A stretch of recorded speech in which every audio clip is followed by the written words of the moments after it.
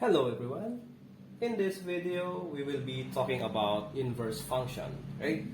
So, paano nga ba sinasolve ang mga inverse functions and what are the steps involved in inverse functions? Okay, I will be giving examples and let's find out kung ano yung mga magiging inverses nila. Okay? So, let's say we have f of x is equal to x plus 3. Okay, so a little background regarding inverse function.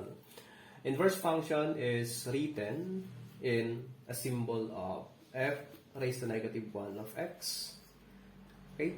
And this inverse function is galing po siya sa equation po na to. So we have f of x. Kumbaga guys, ang inverse function is the function before f of x. So, our final answer will be written in the form of f raised to negative 1 of x.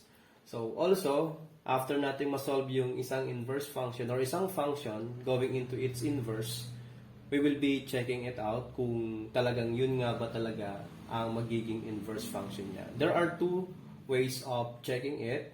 Okay? Ang gamitin lang natin is the composite functions or just a substitution.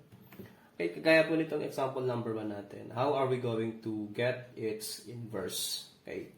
We have here the steps para hindi niyo po makakalimutan. The first one is change f of x to y. Or any other letter na pwedeng gamitin, pwedeng g of x dito, g of y, g of a, g of any letter po dito. No? Okay, so change f of x to y. Then, after ma-change natin yan, this one, we have y here is equal to x plus 3. Okay, so after natin mapalitan yung f of x ng y, the second step will be interchange x to y or x with y. Magpapalitan lang tayo ng x with y. So, kung ang x dito, meron dito sa part na to, papalitan lang natin siya ng y, and y here will be replaced by x. So, let's replace them. We have here x is equal to y plus 3. And right after that, we are now going to solve for y.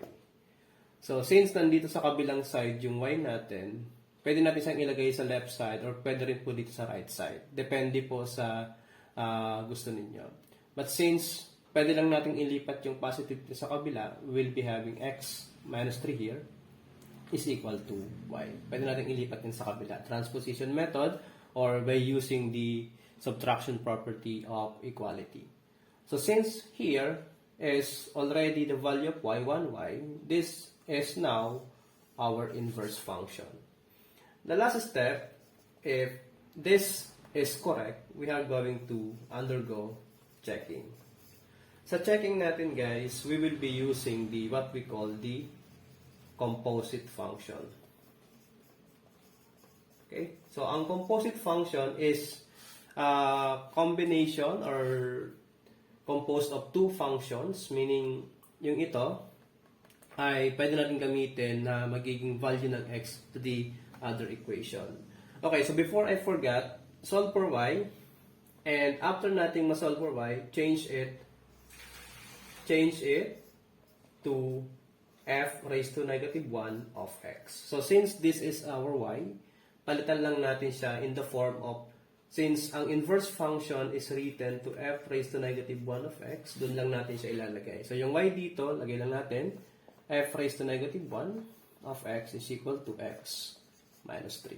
So, as far as solution is nandyan, ito ang magiging inverse function natin. So, by means of checking sa number 4, pwede tayong gumamit ng composite function. Sa checking po guys, ang gagawin lang natin is we are going to use the answer or the inverse function to check whether it is correct. Ang magiging answer lang po dapat natin, halimbawa, pag ginamit natin yung composite function, f of f raised to negative 1 of x, ganito po, ang magiging result dapat po niya is x. Same goes with the f raised to negative 1 of f of x, ang magiging result din ito is x. So meaning to say, the composite of f raised to negative 1 or its inverse is equal to x. And the composite of function of the inverse and then its original equation will also be x. So equal lang dapat po sila. Okay, so ito yung steps natin kanina, na-figure out na natin, then let us undergo checking. Okay? Sa checking po, ang gagamitin lang natin is yung dalawang equation, which is here, f of x is equal to x plus 3, and here, the f raised to negative 1 of x, which is x minus 3. Okay, the easiest way, guys, is to use this equation as value of x sa taas. So, since we have here x plus 3, ang magiging value ng x dapat dito is itong equation na to. So, ilagay lang natin siya as x. We have x minus 3. Then, we have here plus 3. Okay? So, the composite function now of f of its inverse, we have now x minus 3 plus 3. So, we have here negative 3 plus 3 is now x. So, we conclude, guys, na yung isang equation niya ay x ang magiging sagot. So, dyan pa lang, makikita na natin na pwede natin sabihin na tama ito. But, kung gusto niyo pong makasiguro, pwede rin natin gamitin yung isang equation at ang magiging value ng x dito is the equation na nasa taas. So, instead of x plus 3, we can use x minus 3. At yung x dito, ang magiging value niya is yung nasa taas. So, we have x plus 3. Ito yun. Then, we have minus 3. Ito yun. So, we have here x plus 3 minus 3 is also, we have 3 minus 3 here is 0. So, the result will be the same. So, ibig sabihin, this is the f raised to negative 1 of f of x. And that is also x. So, meaning to say, guys, that our answer here is definitely correct. So, the inverse function of f of x is equal to x plus 3 is equal to f raised to negative 1 of x is equal to x minus 3. Okay, so that is for first example. Okay, let's have the second example. Okay, for this second example, guys, okay, so medyo lagyan natin siya ng ibang symbol naman. If we have f of x is equal to cube root of x minus 3. Okay, so some of you will be puzzled kapag merong mga nakikitang different symbols like radicals or exponents or fraction. Pero mas madali lang po ito tandaan, guys, na kapag merong mga ganitong klaseng symbol, automatic may mga cancellation po na mangyayari dyan. Okay, so following the steps kanina, change f of x to y. So, meaning this is y is equal to, we have cube root of x, then minus 3. So, after changing it to y, and then we have here x, interchange natin sila. So, this will be your x, and this is cube root of y minus 3. Okay, so then we are going to solve for y here. So, ito nang ilipat natin sa kabila. This is x plus 3. And that is equal to cube root of y. Okay? So, para ma-eliminate ito, guys, na cube root dito, we are just going to raise both sides with 3. Kasi pag ni-raise natin sabay 3 here, makakancel yung radical symbol niyan, and here the exponent. Because this is equivalent to cube root of y times, we have here also cube root of y. Tapos, we have here the cube root of y. Tatlo yan. So, we have here 3.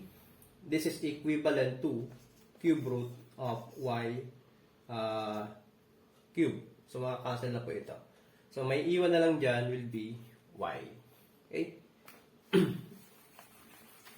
Okay? So, since this is equivalent na to y, makakancel ito. So, this is now x plus 3 cube is equal now to y. So, palitan lang natin ito. This becomes f raised to negative 1 of x is equal to x plus 3 raised to 3. And this is now your inverse function. Kung gusto nyo makasiguro ulit, pwede nyo itong i-substitute dito sa x na nandito. Itong example lang na to. Or itong answer na to. Kailangan ang maging sagot po dito is x lang. Okay, so let's try. We have here x. Pala lang natin, we have cube root of, gamitin natin ito, x plus 3, then cube, tapos minus 3. So, automatic guys, may radical sign, cube root, and may cube rin dito. We can cancel them. So, x plus 3 may iwan, then minus 3. So, 3 minus 3 is x. So, therefore guys, the answer is correct. Okay, next example. Number 3. Okay, if we have g of x is equal to 2x cubed plus 3. Okay, so kung kanina gumamit tayo ng cube root, ito naman, balik na rin natin. Cube na lang. Okay, so same goes, the process is still the same. Gawin natin itong g of x is same as y. So we have 2x cubed, then plus 3. So ito naman ay pagpapalitin natin. So this is x, and we have now 2y cubed plus 3. So solve for y now guys. This is x minus 3. Nilipat natin ito dito, or transposition method, or subtraction property of equality. This goes to x minus 3. And this becomes 2y cubed na lamang. Okay, so para ma-eliminate ito guys, may exponent tayo. At the same time, there is a numerical value here. Uunahin muna natin ito. So we are just going to divide both sides with 2. Pwede naman kayo mag-multiply ng 1/2. Parehas po dito. Pero same result lang po. So, may iwan dito will be x minus 3 all over 2, and that is equal now to y cubed. So, since meron pa tayong exponent na 3 dito, or as cube, we are going to eliminate them by extracting both sides with cube root. Okay? So, since we have exponent here, we have the radical sign here, cube, same. So, cancel na natin yan. Ang may iwan na lang will be y. So, ito na magiging final answer natin. I-write lang natin siya. Okay, so instead of f, we are going to use g. We have the g raised to negative 1 of x. This signifies inverse function. Ano? So we have cube root of x minus 3 all over 2. So ito na po yung magiging final answer natin. Okay, that is for example number 3. Okay, for the last example, what if ganito po ang maging problem natin? We have the h of x is equal to 5x plus 3 all over 2. So we have 5x plus 3, and that is over 2. Kapag ganyan, rational expression na po yun nandyan, wala pa rin mababago sa steps natin. Okay? So, ganun pa rin. Yung 4 steps lang ang susundan natin. So, h of x here, palitan lang natin ng y. 5x plus 3 all over 2. Then, since we have 2 here, and y here, so before tayo gawin natin, pwede tayo mag-cross multiply muna. Or pwede pagpalitan muna natin ng x to y. So, x here is equal to 5y plus 3, then all over to 2. Pwede naman mauna yung cross multiplication. Pwede rin, pares lang naman po yung magiging sagot. So, napalitan na natin, or interchange na natin yung x and y. So, we are going to solve for y na. So, since may denominator dito, and dito po meron din siyang denominator na 1, we can cross multiply it para makuha natin or masolve natin yung y. So, x times 2 here is 2x. Then, that is equal to, copyhin lang, 5y plus 3. So, solve na natin yung y. We have 2x. When we transpose positive 3 to the other side, that becomes negative 3. So, that is equal to 5y. So, since meron tayong 5 dito, we have to eliminate it. Or maging 1 lang dapat yung nandito. So, by just dividing both sides with 5, this is now equal to 2x minus 3 over 5 as value of y. Or h inverse will be h raised to negative 1 of x is equal to, just copy, 2x minus 3 and then all over to 5.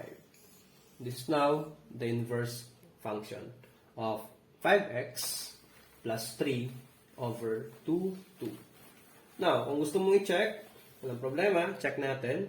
Gamitin lang natin yung value na to by just substituting it to the equation here. Medyo mahaba-haba lang ito. So, ang goal natin, ang magiging value dapat ng sagot natin is x. So, since x ito, palitan lang natin ito. We have 5 times yung equation na to, 2x minus 3 all over to 5. Then, don't forget the plus 3. And don't forget all over 2, 2. Okay? I hope nasusundan po. Ang pinalitan lang natin yung x dito. So, simplify na lang natin siya. So, this is 5. May 5 dito. Automatic, pwede natin siyang i-cancel. Because, if we multiply whole number to a fraction, ang i-multiply lang natin is whole number and then the numerator. So, pwede itong mangyari, magiging 5 times 2x minus 3 all over 2, 5. So, pwede na natin 5 divided by 5 is 1. So, direct na lang, cancel. Ang may iwan na lang po sa taas will be 2x minus 3 plus 3 all over 2, 2. Simplify natin yung nasa taas. This is negative 3 plus 3 will be 0. And that is now 2x all over to 2. So, 2 divided by 2 now will be 1. And ang matitira po is x na lamang. Okay. So, ganyan lang po ang pagkuha ng inverse function ng mga given po. Okay? So, I hope guys merong idea na natutunan with this lesson, inverse function. Okay? So, pwede nyo pong i-master yan. Pag may mga questions kayo or comments, pwede nyo pong ilagay dyan sa comment section natin. Okay? Thank you so much guys. God bless you and bye-bye.